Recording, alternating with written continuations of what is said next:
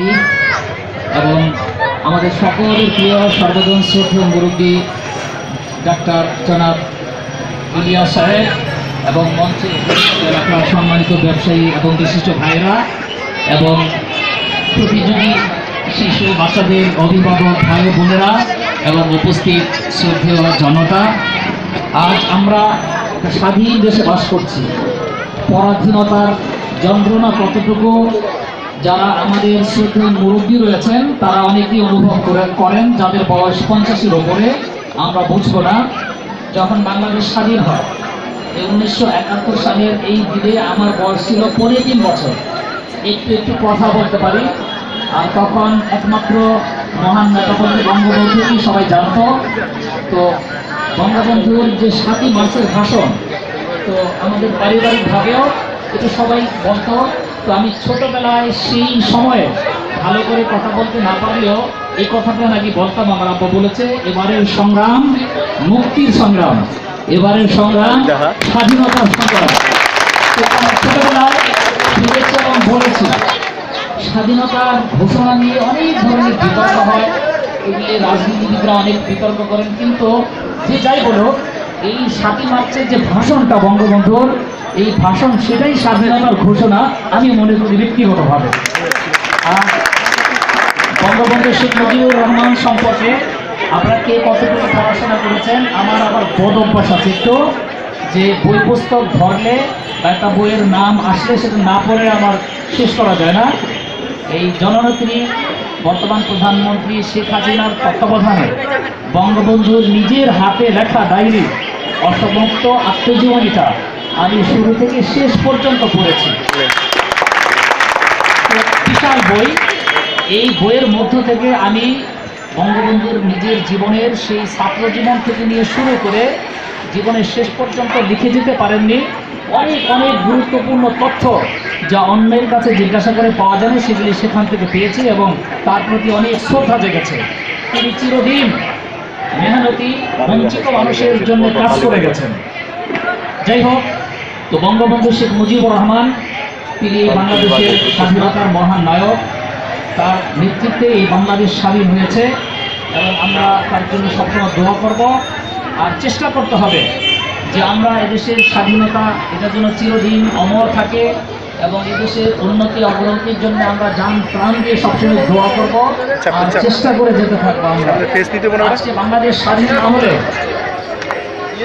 এক সময় এই পাকিস্তানিরা আমাদের সেনাবাহিনীর লোকদেরকে যোগ্যতা থাকা সত্ত্বেও তাদেরকে বড় বড় পদ দিত না। ব্যবসা বাণিজ্য এবং রাষ্ট্রীয় সুবিধা, সর্বপ্রকার সুবিধা থেকে আমাদের এই ভূখণ্ডের মানুষদেরকে বঞ্চিত করে রাখত। এই সমস্ত কারণে এই বাংলার মানুষ যখন বুঝতে পেরেছে, তখন তারা এই স্বতঃস্ফূর্তভাবে 70-এর নির্বাচনে বঙ্গবন্ধু শেখ মুজিবুর রহমানকে আওয়ামী লীগকে বিজয়ী করেছে। কিন্তু তারপরে এই বিজয়ী হওয়ার পরে এই পাকিস্তানি সোজা শাসক তারা, সামরিক শাসক তারা এই ক্ষমতা দিতে গড়িমসি করে শেষমেশ বাঙালি জাতিকে ধ্বংস করে তারা চিরদিন এই ক্ষমতা থাকার চেষ্টা করেছে। এই বাংলার মানুষ দীর্ঘ 9 মাস রক্তকে সংগ্রাম করে নারী পুরুষ সবাই মিলে এই স্বাধীনতা অর্জন করেছে।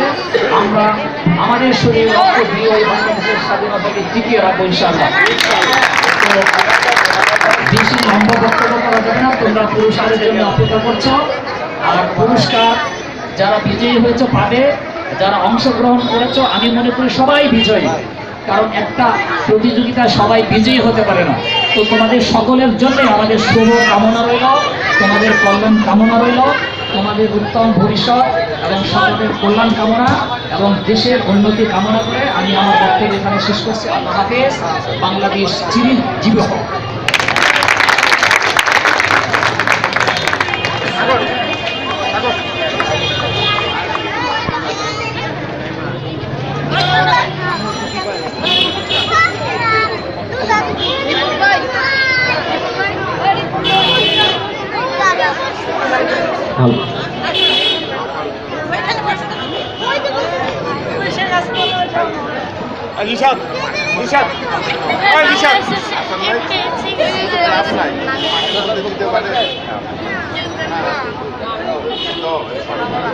আমাদের অত্র এলাকার আশা রাখি সবারই একটা দাবি আছে যে আমাদের একটা ক্লাব লালবাগ ক্রীড়া চক্র। আমরা অনেক গল্প শুনেছি এই ক্লাবটা নিয়ে, যে এই ক্লাবটা এক সময় ঢাকা শহরের মধ্যে বা পুরো বাংলাদেশের মধ্যে খুবই নামকরা এবং জনপ্রিয় একটি ক্লাব ছিল। কিন্তু গত কয়েক বছর যাবৎ এই প্রোগ্রামটি, এই ক্লাবটির সকল ধরনের কার্যক্রম প্রায় ধরতে গেলে বন্ধ। তো আমরা গত 4 বছর আগে আমরা নতুন করে আবার 16 ডিসেম্বরে ছোট ক্ষুদ্র বয়সে একটি প্রোগ্রাম করছি, যেটা হয়তো লালবাগ ক্রীড়া চক্রের যেসব প্রোগ্রাম হয়েছে তার হাতের নখের সামনেও যেতে পারবে না। তো আমি যতটুকু তাদের ম্যাগাজিন দেখেছি এবং আমি যতটুকু শুনেছি বা ছবি দেখেছি বা তাদের অতিথিগণ দেখেছি, তো আমার কাছে খুবই বড় ক্লাব মনে হয়েছে। আর আমি এতটুকু চিন্তা করতে পারি যে আমাদের অত্র লালবাগের মধ্যে এখন বা ঢাকা শহরে আগের মতন, আগে এই ক্লাবটি যেমন ছিল এখন এরকম এত অনুষ্ঠান কোনো ক্লাবই করে না। তো আমাদের সবারই এলাকাবাসী এবং লালবাগ ক্রীড়া চক্রের যারা সদস্য এবং উদ্যোক্তা ছিলেন তাদের সবারই একটি দাবি যে আমাদের একটি স্থায়ী জায়গা ছিল একটা সময়, কিন্তু এখন বর্তমানে তা নাই। তো আমরা আমাদের বিশেষ অতিথি এবং আমাদের সবকিছু বড় ভাই, যার কাছে আমরা কখনোই কোনো কাজের জন্য গেলে সে আমাদের না বলে না, তো আশা রাখবো এটাও আমাদের না বলবে না। আমরা তার কাছে একটি ক্লাবের জন্য একটি রুম যদি সে আমাদের ঢাকেশ্বরী মালুমাত বা সৈয়দ আলী ইসলামাকে আমাদের ব্যবস্থা করে দিত, তাহলে আমরা তার কাছে অতি কৃতজ্ঞ ও লালবাগ ক্রীড়া চক্র অতি কৃতজ্ঞ থাকতো। ধন্যবাদ। এখন আমাদের মাঝখানে বক্তব্য পেশ করবেন আমাদের বড় ভাই এবং 26 নং ওয়ার্ড কাউন্সিলর আলহাজ হাসিবুর রহমান মানিক ভাই।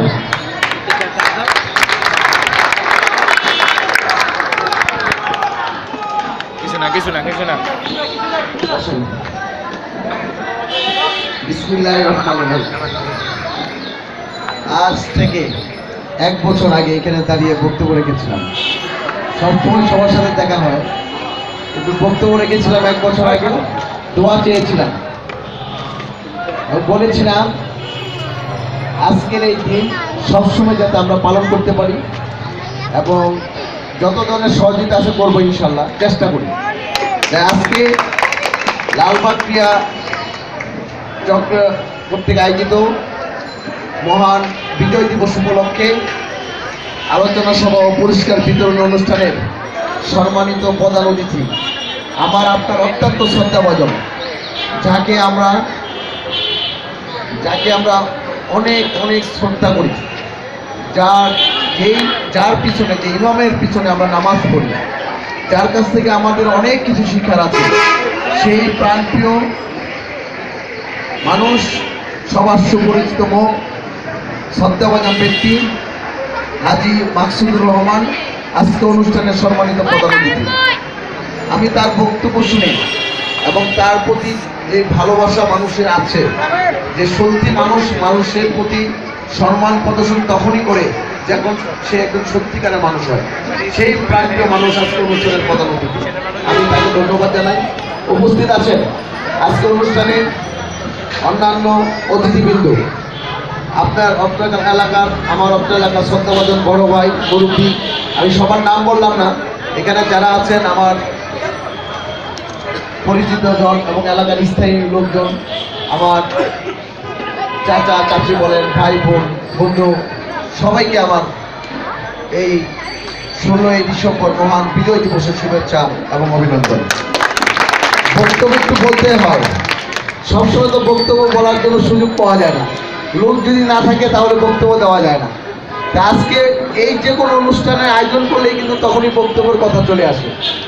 তাই বক্তব্য বেশি কিছু বলবো না, আপনাদের পাশে থাকতে চাই, 2-1টি কথা বলে শেষ করব। ইতিহাস আমাদের জানতে হবে, কোথায় থেকে স্বাধীনতা আসলো, কোথায় থেকে আজকে আমরা এত পরিপাটি বিল্ডিং রাস্তাঘাটের মালিক হলাম। যখন ছিল না কোথাও কোনো রাস্তা, যেখানে ছিল না এত বড় বড় বিল্ডিং, ছিল হয়তো অনেকে মাটির ঘর, একতলা ছোটের ঘর, সেই সুদূর দীর্ঘ 50 বছর আগে এই ইতিহাস থেকে আজকের সেই ইতিহাস অনেক তফাৎ। আপনারা জানেন আমাদের জাতির জনক বঙ্গবন্ধু শেখ মুজিবুর রহমান যদি জন্ম না হতো এই বাংলাদেশ স্বাধীন হতো না। কারণ জাতির জনক বঙ্গবন্ধু এমন একটি ব্যক্তি ছিলেন, যেই ব্যক্তির মধ্যে ছিল ভালোবাসা, যেই ব্যক্তির মধ্যে ছিল সাহস, যেই ব্যক্তির মধ্যে সুদর্শন চেহারা, সবকিছু আল্লাহ তাকে দিয়ে তৈরি করেছেন। পৃথিবীতে এমন কোন রাষ্ট্র নেই যেই রাষ্ট্রে 9 মাসের মাধ্যমে কোন রাষ্ট্র স্বাধীনতা অর্জন করতে পেরেছে, তাদের স্বীকৃতি পেয়েছে। একমাত্র বিশ্বের বাংলাদেশই স্বাধীনতা অর্জন করতে পেরেছে 9 মাসের মধ্যে। এটা একটি ইতিহাস। আজকে পাইছে কেন? সব বাঙালি জাতি আমরা এক ছিলাম, যুদ্ধ দেখিনি, গল্প শুনেছি, ইতিহাস থেকে জেনেছি জাতির জনক বঙ্গবন্ধুর যে অবদান, এই অবদান ভোলার কথা নাই। তখন একটি স্লোগান ছিল, জয় বাংলা, জয় বাংলা, এছাড়া কোনো স্লোগান ছিল না। কারণ বঙ্গবন্ধুর চেহারা, বঙ্গবন্ধুর প্রতিকৃতি, বঙ্গবন্ধুর ভিডিও, বঙ্গবন্ধুর ছবি, সে বিশ্বের সাথে কিভাবে কথা বলেছে সেগুলো যে কোনো ব্যক্তি দেখুক তার শরীরে অবশ্যই শিকড় গড়তে উঠবে। কারণ আমি দেখেছি আজকে তার ইতিহাস থেকে আমি ছাত্র রাজনীতি করে এসেছি। আপনাদেরই ভাই, আপনাদেরই সন্তান, আপনাদের বন্ধু হিসাবে আজকে আমাকে স্বীকৃতি দিয়েছে, এই ওয়ার্ডের কাউন্সিলর নির্বাচিত করেছেন। আপনারা এই লালবাগবাসী আমাকে যদি 99% ভোট না দিতেন আমি হয়তো কাউন্সিলর হতে পারতাম না। আপনাদের এই সন্তান হিসেবে আপনারা আমাকে কাউন্সিলর নির্বাচিত করেছেন। কিন্তু আমি বলতে চাই, আমি সততার মধ্যে থাকতে চাই। আজকে সততার মধ্যে আছি বলেই আপনারা আমাকে স্বীকৃতি দিয়েছেন। আজকে জননেত্রী শেখ হাসিনার নেতৃত্বে এই দেশ এগিয়ে যাচ্ছে, তাই বঙ্গবন্ধুকে ভোলার মতো নয়। আজকে জননেত্রী শেখ হাসিনার নেতৃত্বে ডিজিটাল বাংলাদেশ গড়ে উঠছে। আজকে বিশ্বের মধ্যে আজকে বাংলাদেশ যে একটি রাষ্ট্র, সেই রাষ্ট্র শেখ হাসিনার নেতৃত্বে চলছে এবং এত সুন্দর একটি রাষ্ট্র হিসেবে পরিচালনা করছে আমাদের মাননীয় প্রধানমন্ত্রী জননেত্রী শেখ হাসিনা। আজকে শেখ হাসিনা আপনারা দেখেছেন বিগত 50 বছর আগে কোথাও ছিল না এত বড় বড় বিল্ডিং, কোথাও ছিল না, তখন ছিল নৌকা ঘোড়ার গাড়ি, আর হলো সে ছিল ট্রাম্পার গাড়ি ছিল। আজকে সবার ঘরে ঘরে আজকে ব্যবসা বাণিজ্য এবং উন্নয়ন করে রাষ্ট্র আজকে উন্নত দিকে যাচ্ছে। বিদায় সবার ঘরে ঘরে গাড়ি আছে, বিদ্যুৎ আছে। আমরা আমার ছেলে মেয়েরা যখন শেখ হাসিনার নেতৃত্বে যখন সরকার ক্ষমতা আসে তখন বই বছরের প্রথম দিবসে আমার নেত্রী জননেত্রী শেখ হাসিনা সবাইকে বই উপহার দেন। আজকে শিক্ষা জাতি মেরুদণ্ড, শিক্ষা জাতি মেরুদণ্ড বলেই আজকে আমাদের শিক্ষায় জাতি উন্নত হয়েছে। আজকে তার একমাত্র পুত্র সজীব ওয়াজেদ জয়ের নেতৃত্বে আজকে আইটি বিশেষজ্ঞ তার ছেলে আজকে আমরা ডিজিটাল বাংলা হিসেবে দেখছি। আপনারা জানেন আজকে জননেত্রী শেখ হাসিনার আমলে সব দিক থেকে রাস্তাঘাট উন্নয়ন হয়েছে। আজকে বাংলাদেশের যে কোনো জায়গায় তাকালে দেখা যায় আমরা মনে ইউরোপের দিকে আছি, সিঙ্গাপুরের দিকে আছি। এয়ারপোর্ট থেকে যখন নেমে আমরা লালবাগের দিকে আসি, যখন এত সুন্দর সুন্দর ব্রিজ দেখি আমাদের অবশ্যই ভালো লাগে। কারণ যে উন্নত করতে পারে যে জাতি, যার মনের মধ্যে থাকে সততা, সেই উন্নত করতে পারে, এছাড়া কোনো ব্যক্তি পারে না। তা আমি বলতে চাই, আসুন আমরা ঐক্যবদ্ধ হয়ে জননেত্রী শেখ হাসিনার নেতৃত্বে এই দেশে এগিয়ে নিয়ে যাব। আজকে আপনারা জানেন এই হানি ফ্লাইওভার হয়েছে, যার কারণে আজকে যাত্রাবাড়ি থেকে সায়দাবাদ যেতে আগে সময় লাগতো 1 থেকে 2 ঘন্টা, আর আজকে পলাশী থেকে একটু পার হলে মাত্র 3 মিনিটের মধ্যে আমরা সায়দাবাদ পৌঁছাতে পারি। আজকে বিদ্যুতের ঘাটতি নেই, জননেত্রী শেখ হাসিনা হিংসাপরায়ণ রাজনীতি করে না। আজকে বিদ্যুতের ঘাটতি নেই, আমাদের ব্যবসা বাণিজ্য কলকারখানা চলছে। এই এলাকায় চাঁদাবাজির এই সন্ত্রাসী নেই। আপনারা দেখেছেন আগে বোমের আওয়াজে ঘুম হতো না, আর আজকে আমরা সুন্দরভাবে ঘুমাতে পারি। সকালে আমাদের বাচ্চাদের নিয়ে স্কুলে যেতে পারি, আমার ছোট ছোট ছেলে মেয়েরা স্কুলে গিয়ে পড়াশোনা করতে পারে। এটি কিন্তু শেখ হাসিনার একটি উদাহরণ, কারণ তার হিংসাপরায়ণ রাজনীতি করে না। আপনারা দেখেছেন, আপনারা ইতিমধ্যে যে সিটি কর্পোরেশন নির্বাচন হয়ে গেল, আমি এখানে বলেছিলাম আমি আপনাদের কাছে দোয়া চাই, আমি আপনাদের সন্তান, আমি আপনাদেরই ভাই, আমি আপনাদেরই ছোট ছেলে হিসাবে থাকতে চাই। কারণ আমি আপনার এলাকার, যেহেতু আপনারা যদি আমাকে ভালোবাসেন অবশ্যই আমি আপনাকে ভালোবাসবো। আপনি আমাকে ভালো না বাসলো আমি আপনাদের ভালোবাসবো, কারণ আমার কোনো ভিতরে হিংসাপরায়ণ রাজনীতি আমি করি না। আমার রাজনীতি মানব কল্যাণের জন্য। আমি আপনাদের কাছে সবসময় সন্তান হিসাবে থাকতে চেয়েছি। যার কারণে আজকে যে নির্বাচন হয়েছে এই মাধ্যমে আমি ভোটের মাধ্যমে আমি স্বতন্ত্র থেকে নির্বাচন করেছি, কিন্তু আমি স্বতন্ত্র থেকে নির্বাচন করেছি, হাইকোর্টের ভিড় করে নির্বাচন করেছি। আমার ভিতরে সততা ছিল। আমি মনে করি আপনাদের প্রতি আমার যে আত্মবিশ্বাস ছিল, সেই বিশ্বাস ছিল বিধায় আমি এতটুকু এগিয়ে যেতে পেরেছি। আমি হাইকোর্ট ভিড় করে বলেছিলাম এই নির্বাচন কমিশনকে আমি জিতবো বলেই তারা আমার বিপক্ষে ষড়যন্ত্র করছে। করছে। আমি এই ষড়যন্ত্রের প্রতিভেদ করে আমি হাইকোর্টের নির্দেশ নিয়ে আমি ইলেকশন করতে এসেছি। অতএব নির্বাচন সুস্থ হতে হবে। জননেত্রী শেখ হাসিনা বলেছেন সুষ্ঠু নির্বাচনের মাধ্যমে যে প্রতিনিধি আসুক তাকেই নির্বাচিত করতে হবে। আজকে এটিও শেখ হাসিনা একটি উদাহরণ। আপনারা ভোট দিয়েছিলেন আমার মাননীয় মেয়র আলাল সাইদ খোকনকে, সে নৌকায় সে মাছ মার্কা নির্বাচন করে তাকে বিপুল ভোটে আজকে মেয়র হিসাবে নির্বাচিত করেছেন। আমরা যখন নির্বাচিত হয়ে আসার পরে উন্নয়নের দিকে কাজ করতে গিয়েছিলাম। আজকে দেখেছেন আজকে এই আমাদের লালবাগে 26 নম্বর ওয়ার্ড আমি যতটুকু চেষ্টা করেছি আপনাদের সেবা দান করার জন্য। আপনারা আমি আসার পর যেদিনকে 6 জুন আমি যখন শপথ গ্রহণ করি, 7 জুনে যখন আমার প্রথম বর্ধিত সভা হয়েছিল 19 জুন, তখন আমি বলেছিলাম এই 26 নম্বর ওয়ার্ড সর্বপ্রথম ঢাকা শহরে আমি ফ্রি ওয়াইফাই জোন হিসাবে স্বীকৃতি করব। মাননীয় মেয়র আপনি সেই ওয়াইফাই জোনের শুভ উদ্বোধন ঘোষণা করবেন। আমি দেখেছিলাম আপনাদের সহযোগিতার কারণে আজকে 26 নম্বর ওয়ার্ড ফ্রি ওয়াইফাই জোন এবং সবাই ওয়াইফাই চালায়। এইখানে ওয়াইফাই আছে এবং আমার ওয়ার্ডের প্রত্যেকটি জায়গায় ওয়াইফাই আছে। তারপর আপনাদের কথা দিয়েছিলাম শান্তির পক্ষে সন্ত্রাসের বিপক্ষে রাজনীতি করে যাব। মানুষের যাতে কোনো সমস্যা না হয় সেদিকে যত ধরনের সুযোগ সুবিধা হয় আমি করব। আমার টাকা পয়সার প্রতি লোভ নেই, সবসময় বলেছি আপনাদের ভালোবাসার প্রতি আমার লোভ, আপনাদের স্নেহর প্রতি আমার লোভ। যদি এইটাই থাকে আমি কাজ করে যাব, কারণ আমার পিছনে থাকার কোনো কিছু নেই। আমি কেউর কাছে দায়বদ্ধ না, আমি একমাত্র আল্লাহকে ভয় পাই, এছাড়া আমি কাউকে পৃথিবীতে ভয় পাই না। সেইভাবে কাজ করে গিয়েছি। আপনারা দেখেছেন ইতিমধ্যে আমি আসার পরে এই ঢাকা শহরে সর্বপ্রথম যে ওয়ার্ড সিসি ক্যামেরায় আওতা হয়েছে সেই 26 নম্বর ওয়ার্ড আমি সর্বপ্রথম 43টা সিসি ক্যামেরার মাধ্যমে আমি এই ওয়ার্ডকে শান্তিতে যাতে সবাই থাকতে পারে সেটা দিয়েছি। আপনি দেখেছেন এইখানেও ক্যামেরা আছে। আপনার নীলক্ষেত থেকে সব জায়গায় এই সিসি ক্যামেরার মাধ্যমে লালবাগ কেল্লা, আজিমপুর, ছাপড়া মসজিদ, নিউ মার্কেট, নীলক্ষেত, বুয়েট, পলাশী, লালবাগ চৌরাস্তা, ওই মোড়ে বুয়েট, নাগেশ্বরী মন্দির, তারপর রসুলবাগ থেকে শুরু করে টোটাল 43টা ক্যামেরায় এই 26 নম্বর ওয়ার্ড সর্বপ্রথম ঢাকা শহরে ডিজিটাল ওয়ার্ড হিসাবে স্বীকৃতি দিয়েছেন। আপনারা আজকে আমি মনে করি আপনাদের সহযোগিতা থাকলে এই 26 নম্বর ওয়ার্ড এবং লালবাগবাসী সহযোগিতা পাবে এবং সবসময় এগিয়ে যাবে। ইতিমধ্যে আমরা বিভিন্ন কার্যক্রম হাতে নিয়েছি। সেই কার্যক্রম হলো আমার মাননীয় মেয়র সাইদ খোকনকে বলেছিলাম, মাননীয় মেয়র সাহেব আমাদের লালবাগে খেলাধুলার কোনো মাঠ নেই, যেই মাঠটা আছে সেটা অকেজো অবস্থায় থাকে, এই মাঠটাকে আপনি অবশ্যই সহযোগিতা করে কাজ করে দিতে হবে। তখন এই লালবাগে আলিম ঈদগাহ মাঠ, সেই মাঠকে আপনারা দেখেছেন এখন লোকজন খেলাধুলা করতে পারে, আমার বাচ্চারা যেতে পারে। আগে ছিল গাড়ির রাখার ছিল, কিন্তু এখন কোনো গাড়ি থাকে না।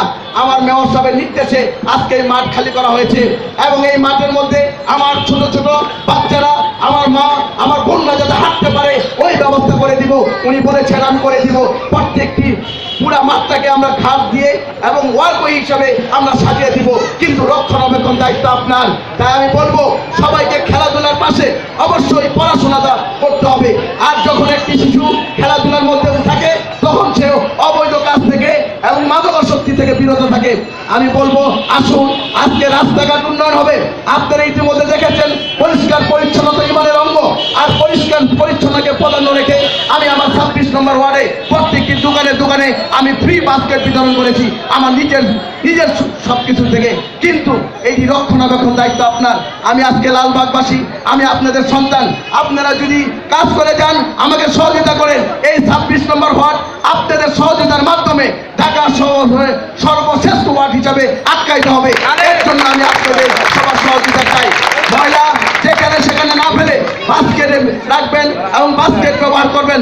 অবশ্যই আমরা যখন ভিশন 2021 থেকে 41 যে প্রস্তাব ব্যক্ত করে যখন শেখ হাসিনার নেতৃত্বে এগিয়ে যাচ্ছি, তার জন্য আমাদের কাজ করতে হবে। আমার হাতে যে টিস্যুটা আছে, যখন আমরা কখনো বিদেশে যাই প্লেনে উঠি, সেই টিস্যু যতক্ষণ পর্যন্ত একটা বাস্কেট না দেখি ততক্ষণ পর্যন্ত আমরা ফেলি না। যখন বাস্কেট দেখি সেখানে ফেলি। তাহলে আমরা যেহেতু বাংলাদেশের নাগরিক, আমরা যেহেতু বঙ্গবন্ধুর দেশের সন্তান, তাহলে এই দেশ থেকে 1 ঘন্টার বিনিময়ে যদি আমাদের মাইন্ড চেঞ্জ হয়ে যায়, তাহলে আমাদের দেশে আমরা কেন চেঞ্জ হতে পারবো না? আসুন আজকের থেকে ঐক্যবদ্ধ হয়ে নিজেকে পরিবর্তন করি এবং স্বচ্ছতার মাধ্যমে কাজ করি এবং আমার মাননীয় মেয়রের সাহিত্য করে নেতৃত্বে আমরা ঢাকা দক্ষিণ সিটি কর্পোরেশনকে এগিয়ে নিয়ে যাব এবং সে যদি আমাদের পাশে থাকে এই 26 নম্বর ওয়ার্ড তো উন্নয়ন হবে এবং ঢাকার প্রত্যেকটি ওয়ার্ড উন্নয়ন হবে। ইতিমধ্যে আপনাদের কাছে আমি একটি কথা বলি, কারণ আমার মাননীয় মেয়র সাইদ তুগন আমাকে ঢাকা দক্ষিণ সিটি কর্পোরেশনের বর্জ্য বিভাগের দায়িত্ব দিয়ে আমাকে অর্পণ করেছেন। আজকে 6 মাস ধরে আমি ঢাকায় বিভিন্ন ওয়ার্ডে ঘুরে দেখি এবং যেখানে সেখানে ময়লা না ফেলে এবং রাস্তাঘাট পরিষ্কার করার জন্য ব্যবস্থা করি। এবং আমি আপনাদের কাছে আরেকটি বলে যাই, এই 26 নম্বর ওয়ার্ড আমাদের যত ওয়াসার কাজ আছে আমি নতুন করে প্রত্যেকটি ঘরে ঘরের পাশ দিয়ে ফরেস্ট লাইনের ব্যবস্থা করে দিব এবং কথা দিলাম 6 মাসের মধ্যে আমি এই ফরেস্ট লাইন চেঞ্জ করে দিব এবং আপনাদের যে কোনো সমস্যায় আমি আপনাদের সাথে থাকবো। আপনারা আমাকে দোয়া করবেন এবং সাহেব দুগুণ যদি থাকে আমরা এই সিটি কর্পোরেশনের মাধ্যমে সব কিছু কাজ করে যাব, কারণ সাহেব দুগুণ আমাকে আবার ওয়াসার ঢাকা দক্ষিণ সিটি কর্পোরেশনের 74 জন কাউন্সিলরের মাধ্যমে আমাকে একজন প্রতিনিধি হিসাবে ওয়াসাকে দায়িত্ব দেওয়া হয়েছে। এটা শুধুমাত্র হয়েছে আপনাদের ভালোবাসার কারণে, কারণ আমি কাজ করতে ভালোবাসি, আমার অন্য কিছু করার দরকার নেই। তাই আপনাদের সহযোগিতা চেয়ে আমি আমার সংক্ষিপ্ত বক্তব্য শেষ করছি। জয় বাংলা, জয় বঙ্গবন্ধু।